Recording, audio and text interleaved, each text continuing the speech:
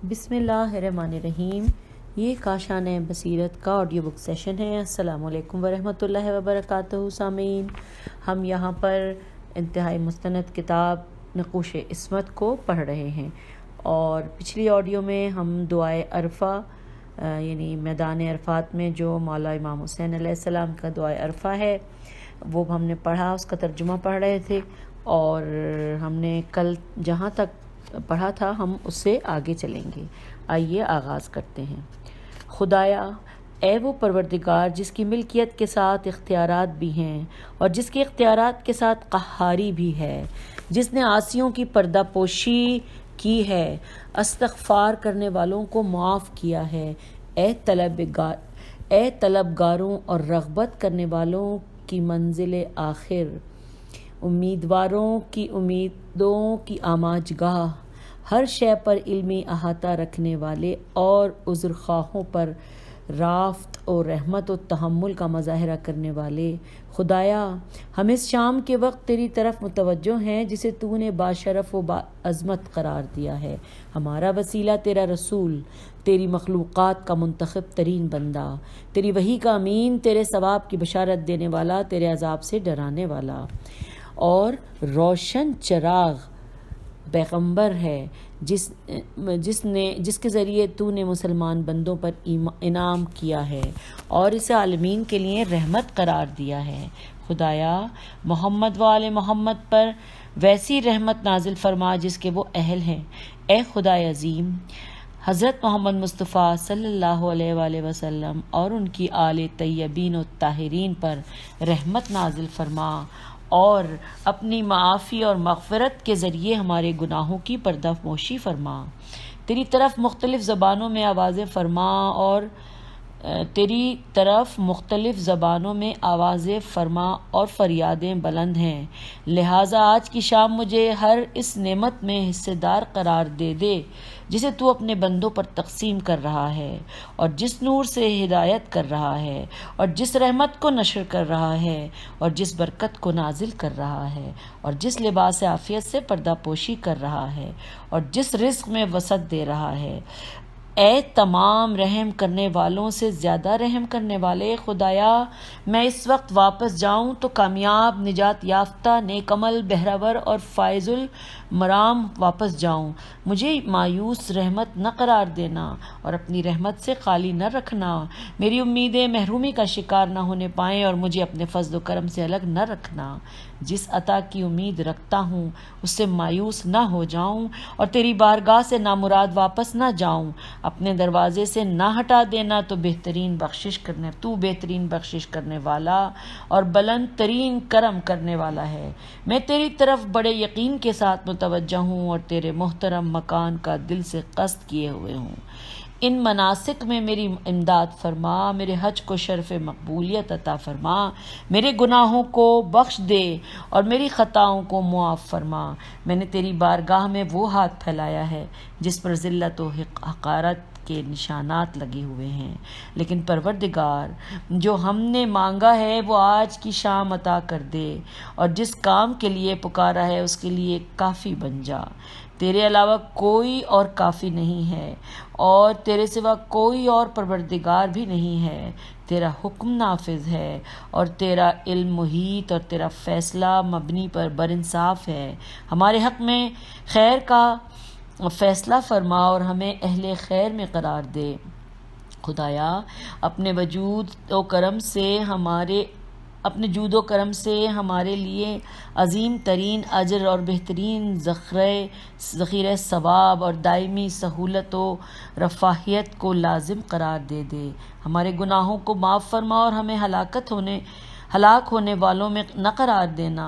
اپنی رحمت و رافت کا رخ ہماری طرف سے نہ موڑنے دینا کہ تو ارحم الراحمین ہے اور خیر الغافرین ہے۔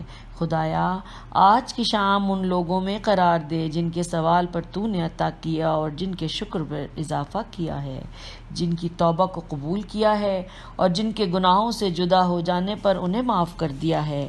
اے صاحبان جلال و کرام، خدایا ہمیں پاکیزہ بنا دے، ہماری مدد فرما، ہماری فریاد و زاری پر رحم فرما۔ اے بہترین مصول اور سب سے زیادہ رحم کرنے والے، اے وہ خدا جس پر پلکوں کی بندش اور آنکھوں کے اشارے مخفی ہیں، جو دلوں کے مضمرات کو بھی جانتا ہے اور سینے کے اندر چھپے ہوئے رازوں سے بھی باخبر ہے۔ اس کا علم سب کا احاطہ کیے ہوئے ہے اور اس کا علم ہر شے پر احاطہ رکھتا ہے۔ تو پاک و بے نیاز ہے اور مخالفین کے اقوال و تصورات سے بھی زیادہ بلند و برتر ہے۔ ساتوں آسمان، تمام زمینیں اور دونوں کی مخلوقات سب تیری تسبیح کرتی ہیں، ہر ذرہ کائنات تیرا تسبیح خواں ہے۔ ہم تیرے لیے ہے اور بزرگی اور برتری بھی تیرے ہی لیے ہے۔ تو صاحب جلال و اکرام اور مالک فضل و انعام ہے، تیری نعمتیں عظیم ہیں اور تو جواد و کریم اور رؤوف و رحیم ہے۔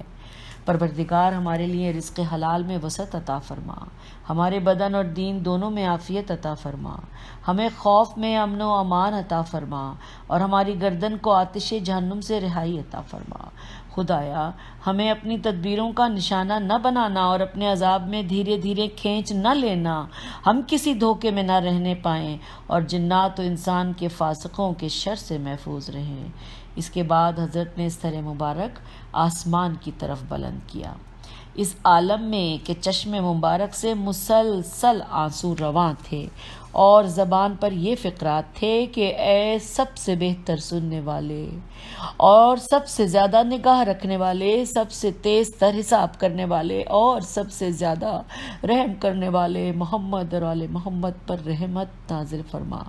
پروردگار میں تجھ سے ایسی حاجت طلب کر رہا ہوں کہ اگر تو اسے پورا کر دے گا تو باقی سب کا رد کر دینا بھی مضر نہ ہوگا، اور اگر اسے رد کر دے گا تو باقی سب کا عطا کر دینا بھی مفید نہ ہوگا۔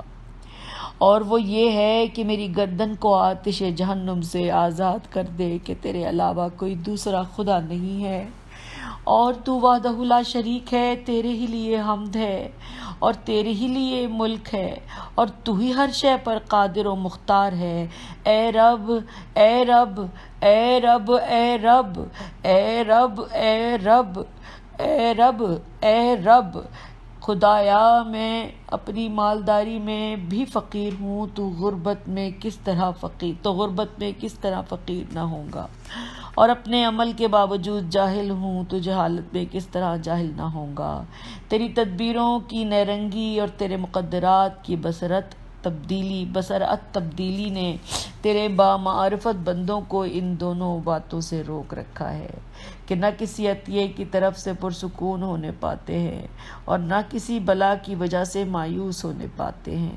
پروردگار میری طرف سے وہ سب کچھ ہے جو میری ذلت و پستی کے مطابق ہے، تو تیری طرف سے بھی وہ سب کچھ ہونا چاہیے جو تیرے رحم و کرم کے شایان نشان ہے۔ خدایا تو نے اپنی تعریف لفظ لطیف و رؤوف سے کی ہے اور میرے ضعف کے وجود سے پہلے سے اس کا مظاہرہ بھی کیا ہے، تو کیا اب ضعف کے ظاہر ہو جانے کے بعد اسے روک دے گا؟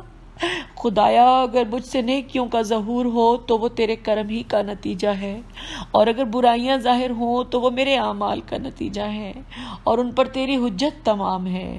خدایا جب تو میرا کفیل ہے تو دوسرے کے حوالے کس طرح کرے گا؟ اور جب تو میرا مددگار ہے تو میں ذلت سے دوچار کس طرح ہوں گا؟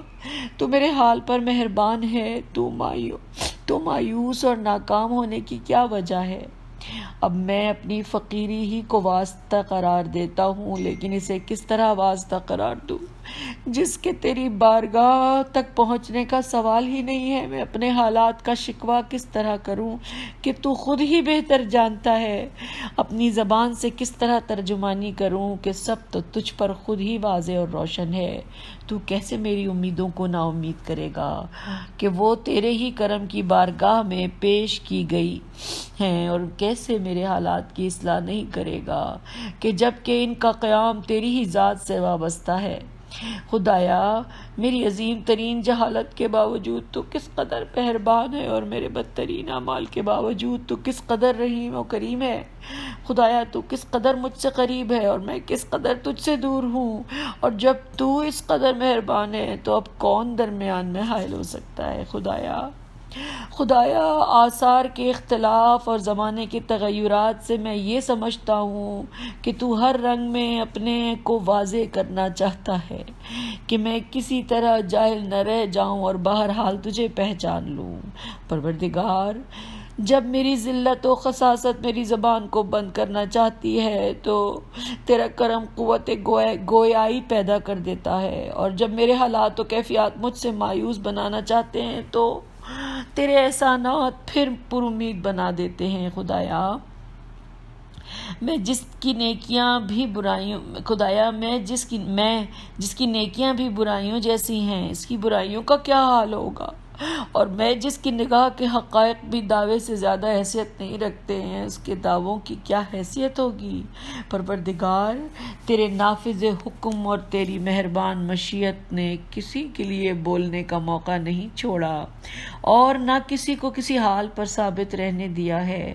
کتنی ہی مرتبہ میں نے اطاعت کی بنا رکھی اور حالات کو مضبوط بنایا، لیکن تیرے عدل و انصاف نے میرے اعتماد کو منہدم کر دیا اور پھر فضل و کرم نے مجھے سہارا دے دیا۔ پروردگار، تجھے معلوم ہے کہ اگر فعل و عمل کے اعتبار سے میری اطاعت دائمی ہے تو عزم و حزم کے اعتبار سے بہرحال دائمی ہے۔ میری حالت تو یہ ہے کہ میں کس طرح عزم کروں جبکہ صاحب اقتدار اور قاہر تو ہے، اور کس طرح عزم نہ کروں جبکہ حاکم و آمر بھی تو ہی ہے۔ خدایا، آثار کائنات میں غور و فکر مجھے تیری ملاقات سے دور تر کیے جا رہے ہیں، لہٰذا کسی ایسی خدمت کا سہارا دے دے کہ میں تیری بارگاہ میں پہنچ جاؤں۔ میں ان چیزوں کو کس طرح رہنما بناؤں جو خود ہی اپنے وجود میں تیری محتاج ہیں؟ کیا کسی شے کو تجھ سے زیادہ بھی ظہور حاصل ہے کہ وہ دلیل بن کر تجھے ظاہر کر سکے؟ تو کب ہم سے غائب رہا ہے کہ تیرے لیے کسی دلیل اور رہنمائی کی ضرورت ہو، اور کب ہم سے دور رہا ہے کہ آثار تیری بارگاہ تک پہنچانے کا ذریعہ بنے؟ وہ آنکھیں اندھی ہیں تو تجھے اپنا نگراں نہیں سمجھ رہی ہیں، اور وہ بندہ اپنے معاملات حیات میں سخت خسارے میں ہے جسے تیری محبت کا کوئی حصہ نہیں ملا۔ خدایا، تو نے آثار کائنات کی طرف رجوع کرنے کا حکم دیا ہے تو اب نور کے لباس اور ہدایت کی بصیرت کے سہارے اپنی بارگاہ میں واپس بلا لے، تاکہ میں اس شان سے واپس آؤں کہ میرا باطن اس کائنات کی طرف توجہ سے محفوظ ہو اور میری ہمت اس دنیا پر بھروسہ کرنے سے بلند ہو۔ تو ہر شے پر قدرت و اختیار رکھتا ہے۔ پروردگار، یہ میری ذلت ہے جو تیری جناب میں بالکل واضح اور روشن ہے، اور یہ میری حالت ہے جس پر کوئی پردہ نہیں ہے۔ میں تیرے ہی ذریعے تیری بارگاہ تک پہنچنا چاہتا ہوں اور تیری رہنمائی کا طلبگار ہوں۔ اپنے نور سے اپنی طرف ہدایت فرما اور اپنی سچی بندگی کے ساتھ اپنی بارگاہ میں حاضری کی سعادت کرامت فرما۔ خدایا، مجھے اہل تقرب کو حاصل ہونے والے حقائق عطا فرما اور جذبہ و کشش رکھنے والوں کے مسلک پر چلنے کی توفیق کرامت فرما۔ اپنی تدبیر کے ذریعے مجھے میری اپنی تدبیر سے بے نیاز کر دے اور اپنے اختیار کے ذریعے میرے اختیار و انتخاب مستغنی بنا دے، اور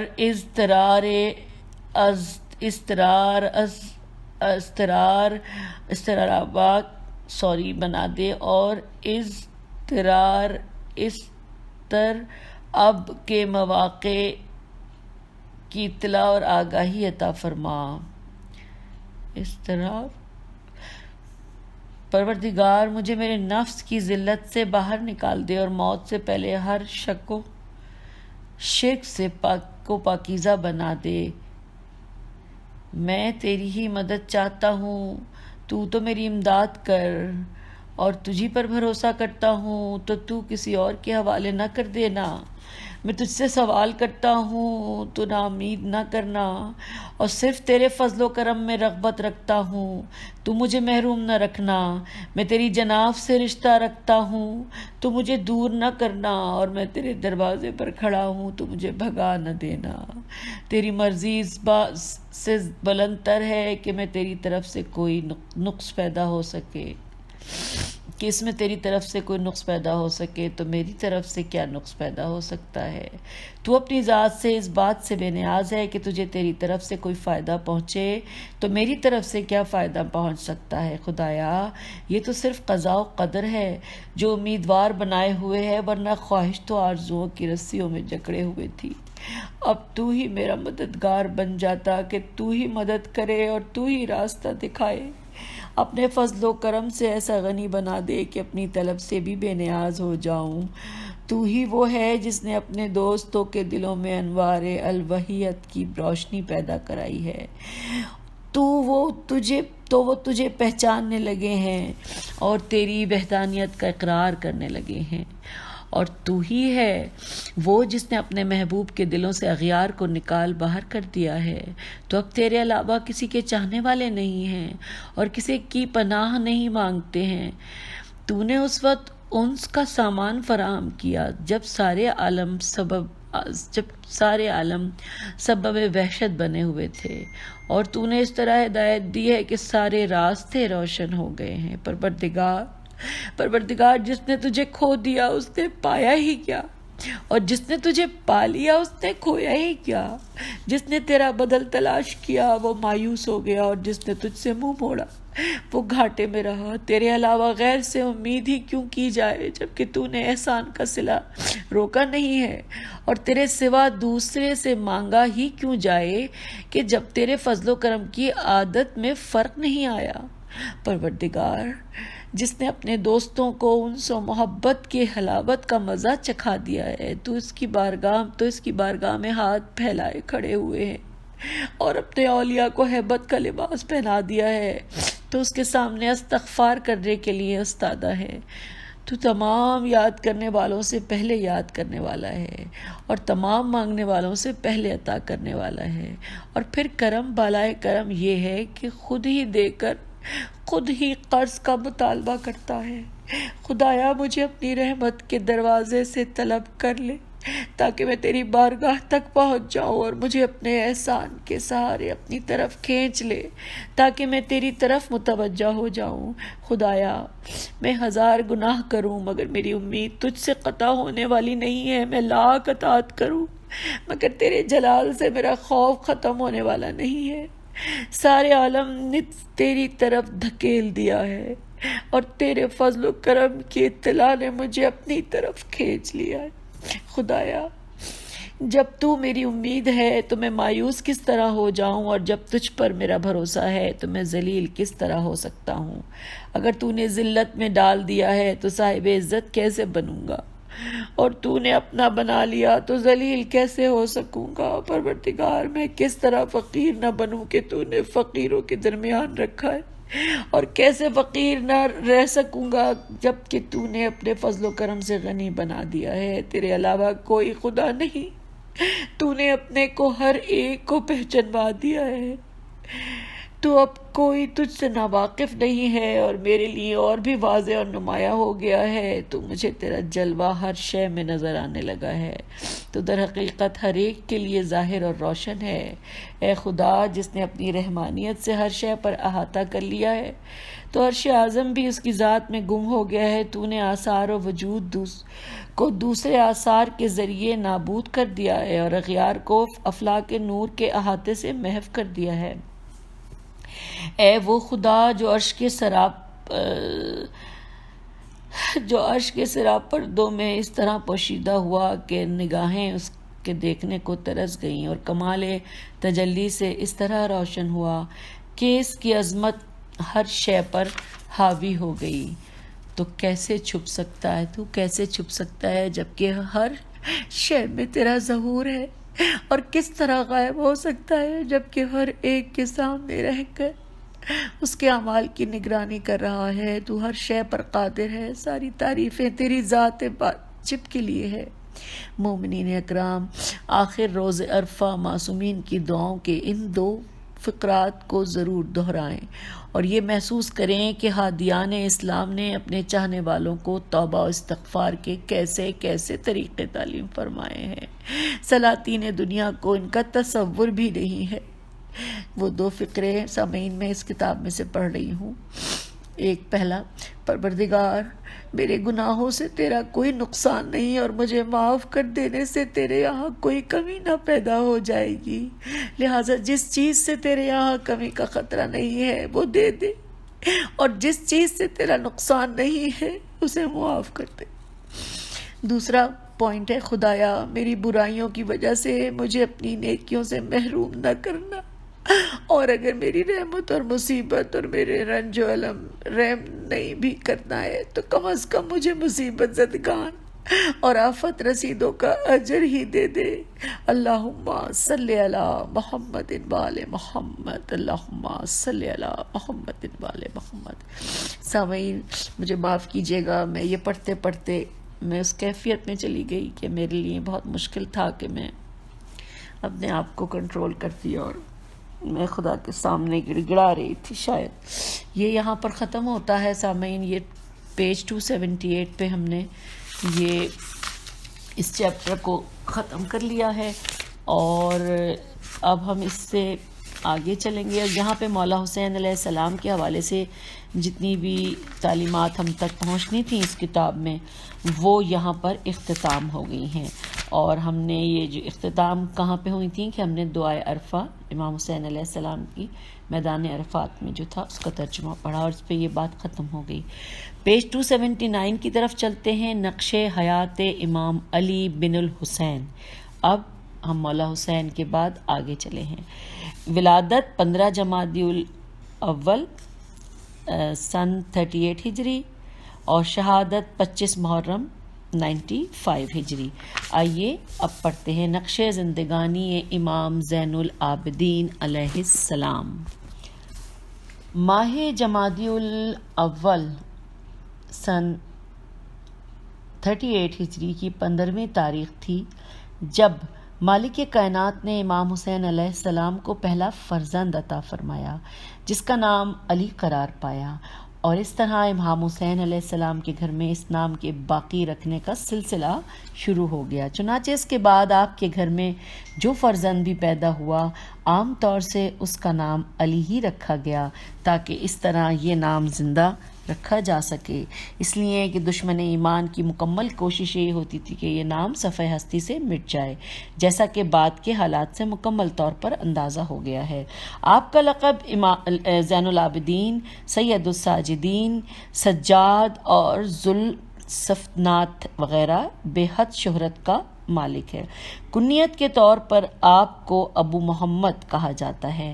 آپ کے زین العابدین ہونے کی اصل وجہ یہ ہے کہ سرکار دو عالم نے آپ کو یہ لقب عطا فرمایا تھا اور اپنی زندگی میں یہ خبر دے گئے تھے کہ روز قیامت جب زین العابدین کو آواز دی جائے گی تو میرا ایک فرزند علی علیہ السلام، علی بن الحسین لبیک کہتا ہوا بارگاہ الہی میں حاضر ہوگا۔ سبحان اللہ۔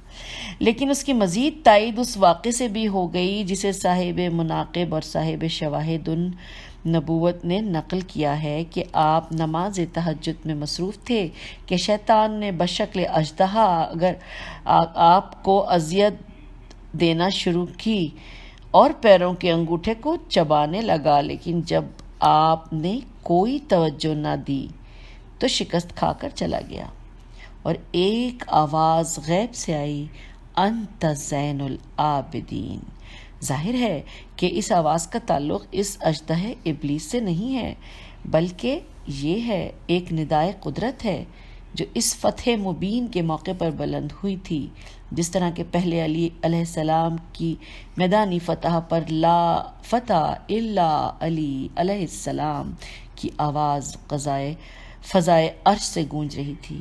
لقب سجاد کے بارے میں بھی روایت میں وارد ہوا ہے کہ آپ ہر معمولی سے معمولی نعمت خدا کے ملنے یا مصیبت کے دفع ہو جانے یا مومنین کے درمیان اصلاح ہو جانے پر سجدہ شکر کیا کرتے تھے، اور اس طرح سجاد کے لقب سے یاد کیے جاتے تھے۔ حد یہ ہے کہ کربلا کی قیامت خیز شب میں بھی آپ نے سجدہ الہی کو نظر انداز نہیں کیا، اور جس طرح باپ نے زیر خنجر سجدہ کیا، اسی طرح آپ نے خاکستر گرم کربلا پر سجدہ کیا۔ آپ کے والد گرامی امام حسین علیہ السلام تھے اور والدہ ماجدہ جناب شہر بانو تھیں جنہیں شاہ زمان بھی کہا جاتا ہے، اور جن کا انتقال آپ کی ولادت کے بعد 10 دن کے اندر ہی ہو گیا تھا۔ جناب شہربانوں کے بارے میں ایک عام شہرت ہے کہ یہ دور عمر بن الخطاب میں فتوحات کے زیر اثر لائی گئی تھیں اور انہوں نے بطور کنیز فروخت کرنے کا ارادہ کیا تھا، تو امیر المومنین علیہ السلام نے ابی طالب نے روک کر قیمت ادا کر کے لے لیا تھا اور اپنے فرزند امام حسین علیہ السلام سے ان کا عقد کر دیا تھا۔ لیکن ہندوستان کے مشہور مورخ مولانا شبلی نے اس رائے سے اختلاف کیا ہے، اور اس کی ایک وجہ یہ بھی ہے کہ ایک یزدگرد بادشاہ کی بیٹی، اس کو میں 2-3 دفعہ پڑھنے کی کوشش کی، یہ زیدال غافر دال بادشاہ کی بیٹی تھی جو 21 سال کی عمر میں سن 14 ہجری تخت نشین ہوا تھا، اور مدائن کی وہ فتح جس موقع پر شہربانوں کی گرفتاری کا ذکر کیا جاتا ہے سن 16 ہجری یا 17 ہجری میں ہوئی تھی، جس وقت یزدجرد کی عمر کل 23-24 سال تھی۔ تو اس کی دختر کی عمر کیا ہوگی جسے کنیزی سے بچانے کے لیے فوراً اس کا عقد کر دیا جائے؟ علاوہ اس کے کہ یہ تذکرہ زمخشری نے ربیع الابرار میں لکھا ہے، اور زمخشری تاریخ میں کسی استاد کے مالک نہیں ہیں۔ بات اصل یہ ہے کہ یزدگرد بادشاہ دور خلافت عثمان سن 31 ہجری میں استہر کے فتح ہو جانے کے بعد در بدر پھرتا رہا، یہاں تک کہ اسے قتل کر دیا گیا۔ اس کے بعد حضرت علی علیہ السلام نے اپنے دور میں ایران کی بغاوت کو فروغ کرنے کے لیے حریث بن جابر کو بھیجا، اور اس نے وہاں سے مال غنیمت کے ساتھ 2 شہزادیوں کو بھیجا، جن میں سے ایک کا عقد امام حسین علیہ السلام کے ساتھ ہوا اور دوسری کا عقد محمد بن ابی بکر کے ساتھ۔ محمد بن ابی بکر کی زوجہ کا نام گیہان بانو تھا، واللہ اعلم بالصواب۔ بریکٹ میں لکھا ہے بعض علماء نے شہربانوں کی یزدجرد کی بیٹی ہی کا انکار کیا ہے۔ اگلا پیراگراف ہے، امام زین العابدین علیہ السلام کا زمانہ ولادت مولا کائنات کا دور خلافت تھا، اور اس طرح اپنے زندگی کے 2 سال اپنے دادا کے زیر سایہ گزارے ہیں۔ اس کے بعد سن 40 ہجری میں مولا کائنات کی شہادت ہو گئی، تو آپ اپنے پدر بزرگوار اور نامدار امام حسن علیہ السلام کے ہمراہ رہے، جن کی دختر نیک اختر جناب فاطمہ سے آپ کا عقد ہوا۔ سن 50 ہجری میں امام حسن علیہ السلام کی شہادت کے بعد 10 سال اپنے والد محترم امام حسین علیہ السلام کے ساتھ گزارے، اور 10 محرم سن 61 ہجری سے آپ کا اپنا دور قیادت شروع ہو گیا۔ اس دور میں آپ کو مختلف بادشاہوں اور ظالموں کا سامنا کرنا پڑا۔ سن 64 ہجری تک یزید برسر اقتدار رہا۔ سن 65 ہجری میں معاویہ بن یزید اور مروان بن الحکم کی حکومت رہی۔ پھر 65 سے 86 تک عبد الملک بن مروان کی حکومت رہی، اور 86 سے 96 تک ولید بن عبد الملک تخت حکومت پر قابض رہا، جس نے 95 ہجری میں آپ کو زہر دلوا کر شہید کرا دیا۔ آپ کے بچپن کے دور میں چند واقعات نظر آتے ہیں جن سے آپ کی جلالت قدر کا اندازہ کیا جا سکتا ہے۔ ابراہیم بن ادہم راوی ہے کہ میں نے راہ مکہ میں ایک کمسن بچے کو مکے کی طرف جاتے ہوئے دیکھا تو گھبرا کر پوچھا کہ آپ کون ہیں اور کہاں جا رہے ہیں؟ سواری کیوں نہیں ہے اور زیادہ راہ کا انتظام کیوں نہیں ہے؟ تو اس بچے نے جواب دیا کہ زادی نقبہ و راحلتی رجلایا و قصدی مولایا، یعنی بریکٹ میں ترجمہ ہے، میرا زاد راہ تقویٰ ہے اور میری سواری میرے دونوں پیر ہیں اور میرا مقصد میرا مولا ہے۔ دوسری روایت میں ہے کہ آپ بیمار ہوئے اور آپ کے پدر بزرگوار امام حسین علیہ السلام نے عیادت کرتے ہوئے پوچھا کہ فرزند کوئی خواہش ہو تو بیان کرو، تو آپ نے عرض کی کہ خواہش صرف یہ ہے کہ قضاء و قدر الہی پر راضی ہوں، اور اس کے علاوہ کوئی خواہش نہیں ہے۔ جو وہ چاہتا ہے وہی بہتر ہے، اس سے بہتر میں کیا طے کر سکتا ہوں؟ امام حسین علیہ السلام نے اس جواب پر گلے سے لگا لیا اور فرمایا کہ میرے لال، تمہارا جواب بالکل ابراہیم خلیل اللہ علیہ السلام سے ملتا جلتا ہے کہ جب ان سے امداد کی پیشکش کی گئی تو انہوں نے یہ کہہ کے انکار کر دیا کہ جس کا محتاج ہوں وہ میرے حالات کو خوب جانتا ہے اور اس کے فیصلے کے سامنے سر تسلیم خم رکھنا ہی اپنی ذمہ داری ہے۔ آپ کی عمر مبارک واقع کربلا کے وقت تقریباً 22-23 سال تھی، اور اس دوران آپ کی زندگی کے واقعات بہت کم نظر آتے ہیں، اور شاید اس کا راز یہ تھا کہ آپ بزرگوں کے زیر سایہ زندگی گزار رہے تھے اور آپ کی الگ کوئی زندگی نہ تھی جسے خصوصیت کے ساتھ زیر نظر رکھا جاتا۔ واقعات کربلا کے بعد سے آپ کے دور قیادت کا بھی سلسلہ شروع ہو جاتا ہے اور آپ کے دور مصائب و آلام کا بھی، اسی لیے اس دور میں آپ کے واقعات بکثرت ملتے ہیں، اور میرے خیال میں تاریخ بشریت میں کسی شخص نے بھی قیادت کی ذمہ داری ایسے حالات میں نہیں سنبھالی ہے جن حالات میں قدرت نے یہ کام آپ کے سپرد کیا تھا، اور حقیقت امر یہ ہے کہ جس طرح آپ نے اس ذمہ داری کو ادا کیا ہے اس کی مثال بھی تاریخ میں کہیں نہیں ملتی ہے۔ واقعات کربلا کے بعد جب اہل حرم قید شام سے چھٹ کر مدینہ آئے اور مدینے والوں کو یزید کے مظالم کا اندازہ ہوا تو ایک مرتبہ احتجاج کی آگ بھڑک اٹھی، اور اہل مدینہ نے یزید کے نمائندہ عثمان بن محمد کو معزول کر کے عبداللہ بن حنظلہ کو حاکم بنا لیا، جو جناب حنظلہ کے فرزند تھے، جنہیں غسیل الملائکہ کہا جاتا ہے، اور جنہیں شہادت کے بعد ارشاد رسول اکرم صلی اللہ علیہ وآلہ وسلم ملائکہ نے غسل دیا تھا۔ یزید نے اس بغاوت کو دبانے کے لیے بدترین خلائق مسلم بن عقبہ کا انتخاب کیا اور اس نے مدینے پر چڑھائی کا منصوبہ بنا لیا۔ اہل مدینہ نے دفاع کا ارادہ کیا اور شہر سے باہر مقام حرہ پر گھمسان کا رن پڑا، جس کے نتیجے میں 10,000 مسلمان، جن میں 700 حافظان قرآن بھی شامل تھے، قتل کر دیے گئے اور ہزاروں لڑکیوں کی عصمت دری کی گئی۔ سارا شہر لوٹ لیا گیا اور 3 دن تک مدینہ لشکر یزید پر مباح کر دیا گیا، جس کے نتیجے میں اگلے سال 1,000 ناجائز بچے پیدا ہوئے۔ یہ واقعہ 27-28 ذی الحجہ سن 63 ہجری کو پیش آیا۔ امام سجاد علیہ السلام ان حالات کے پیش نظر ایک دیہات ینبع کی طرف منتقل ہو گئے، جہاں دور حکومت عثمان میں مولائے کائنات رہا کرتے تھے، اور لشکر یزید نے بھی سارے مدینے سے غلامی کی بیعت لینے کے باوجود آپ سے تقاضائے بیعت نہیں کیا، اور اس کا سب سے بڑا راز یہ تھا کہ یزید ایک مرتبہ مطالبہ بیعت کا حشر دیکھ چکا تھا اور اسے معلوم تھا کہ حکومت کی ساری پریشانیاں اسی ایک مطالبے کا نتیجہ ہیں، لہٰذا اس قسم کی غلطی کی تکرار نہیں ہونی چاہیے، ورنہ لشکر یزید سے نہ کسی شرافت کی توقع تھی اور نہ کسی عرفان امامت کی۔ تو سامعین، یہاں پہ ہم رک جاتے ہیں، یہ صفحہ نمبر 282 ہے، اور اگلی آڈیو میں ہم صفحہ نمبر 282 کے ہی آخری پیراگراف سے دوبارہ ریڈنگ شروع کریں گے۔ مجھے اجازت دیجیے، انشاءاللہ اگلی آڈیو میں ملتے ہیں کتاب نقوش عصمت کے ساتھ۔ خدا حافظ، فی امان اللہ۔